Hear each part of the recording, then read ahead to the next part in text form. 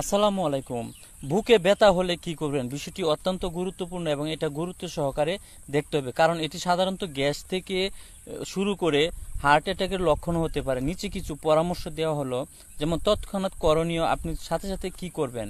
ব্যথা যদি বুকের মাঝখানে বা বাম পাশে চাপের মতো হয়, ঘাড়, কাঁধ বা হাতে ছড়ায়, ঘাম হয়, শ্বাসকষ্ট হয় বা মাথা ঘুরে, তাহলে তাৎক্ষণিকভাবে হাসপাতালে যান এবং ডাক্তারকে দেখান। এটি হার্ট অ্যাটাকের লক্ষণ হতে পারে। যদি ব্যথা হালকা হয়, খাবার খাওয়ার পর বা ডেকুরের সাথে কমে, তবে তা অ্যাসিডিক বা গ্যাস্ট্রিক সমস্যা হতে পারে।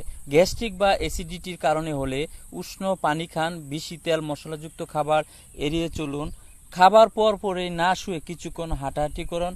ওমিপ্রাজল বা অ্যান্টাসিড জাতীয় ওষুধ খাওয়া যেতে পারে ডাক্তারের পরামর্শ অনুযায়ী। এবং চাপা বা স্ট্রেসের কারণে যদি হয়ে থাকে, ধীরে ধীরে শ্বাস নিন এবং শিথিল হওয়ার চেষ্টা করুন। মেডিটেশন বা হালকা ব্যায়াম করতে পারেন। যদি নিয়মিত বুকে ব্যথা হয়, একজন চিকিৎসকের পরামর্শ নিন এবং অবশ্যই ইসিজি, ইকো বা অন্যান্য পরীক্ষার প্রয়োজন হতে পারে। তাই আপনার সবসময় খেয়াল রাখতে হবে যে বুকের ব্যথাটা কোন ধরনের হচ্ছে বা কোথায় হচ্ছে, এবং সেই অনুযায়ী দেরি না করে আপনার অবশ্যই ডাক্তারের পরামর্শ নেবেন। ধন্যবাদ।